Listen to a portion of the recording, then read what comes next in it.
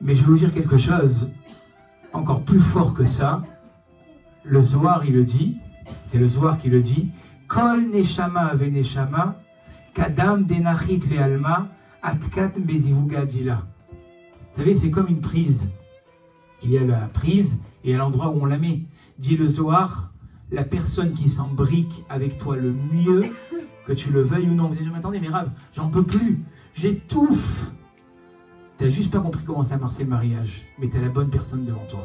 Je vous le promets. Le Zohar, il dit, chaque neshama qui descend, elle a sa semblable. Ou tu la gardes, ou malheureusement tu la quittes, ou malheureusement, et ça, je joue à un jeu cruel très souvent, mais pas parce que je suis cruel, la plupart me connaissent, je ne suis pas quelqu'un de cruel. Des fois, je vois des gens, ça me fait tellement de la peine, ça me déchire. Des jeunes hommes, ils ont tout pour eux.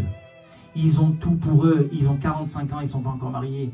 Des jeunes filles, elles ont tout pour elles. Et elles ont 37, 38, 39, 40 ans, elles sont encore seules. Alors avec les filles, je ne le fais pas parce que mais avec les garçons, je l'ai fait plusieurs fois à Botaï. Je l'ai fait plusieurs fois.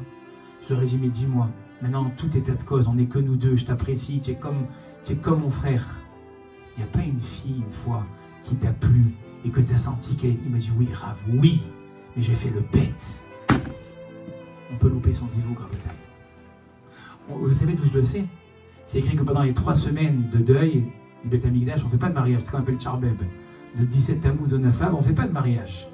Et là-bas, le Chafetz Chaim, dans le Mishnah Berurah, il écrit, cependant, une demande en mariage, on l'a fait. Pourquoi? Shema yekadmenu acher berachamim. Toi, t'attends, elle, la fille, elle a tout pour elle. C'est la fille, tu ne trouveras pas mieux. Tu fais le difficile. Et tu dis que tu veux une blonde. Comment j'en ai. Mais je vous dis, chaque mot, je vous ai dit, il est calculé. Hein. Et tu dis que tu veux une blonde aux yeux bleus. Moi, je connais des gars, ils ne se sont pas mariés parce qu'ils n'avaient pas la blonde aux yeux bleus. Je peux vous les présenter. Ils existent. Et le temps, il passe. Et le temps, il passe. Et qu'est-ce qui se passe? Il y en a un autre. Il est fou dingue, il est fou amoureux de la même fille qui t'est réservée. Il prie depuis des années pour la voir. Et bien à la fin, il va la voir. Et toi, tu as loupé ton zivoug. Shema yekadmenu acher berachamim. C'est écrit, tu peux louper ton zivoug.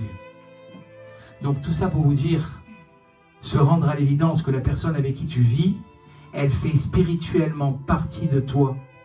Et alors? Ça vous est déjà arrivé de rentrer chez un infirmier ou dans une maison de soins, et de dire, monsieur, j'aimerais qu'on me coupe la main. Et pourquoi, monsieur? Parce que comme elle me fait mal, j'ai plein de gerçures, j'en peux plus, prenez ma main.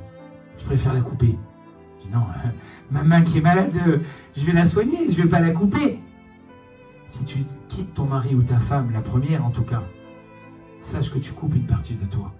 Si tu t'entends mal avec celle avec qui Akadosh Baruch Hu t'a prévu depuis 40 jours avant que ta mère, elle sache qu'elle était enceinte de toi, tu coupes une partie de ton corps.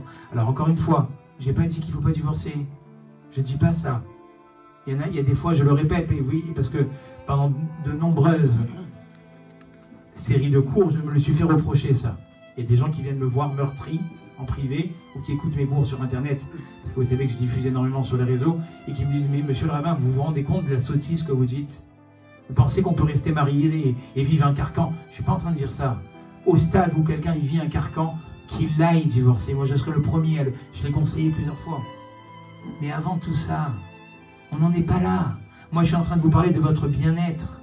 Dans le bien-être de votre vie, vous pourriez tellement vivre plus heureux si chacun y mettait du sien. Et si j'avais une émouna, quelqu'un qui a de la émouna, c'est quoi? La émouna, c'est la théorie. Je crois en Dieu. Mais quelqu'un qui a du bitachon, c'est sur le terrain. C'est pas que tu as de la émouna pour dire ouais, Hachem Yazor, Hachem Ishmor, tu allumes des bougies, tu fais le baba salé, tu fais la rabbinite. Mais quand il s'agit de croire que la personne qui est en face de toi, c'est celle avec laquelle Dieu il veut que tu fasses ta vie, ah non, ça y est, Dieu il comprend. Dieu il comprend ce que je vis, c'est vrai. Mais peut-être que si tu ferais un peu plus d'efforts, tu comprendrais qu'en fait, c'est exactement celui ou celle qu'il te faut dans ta vie.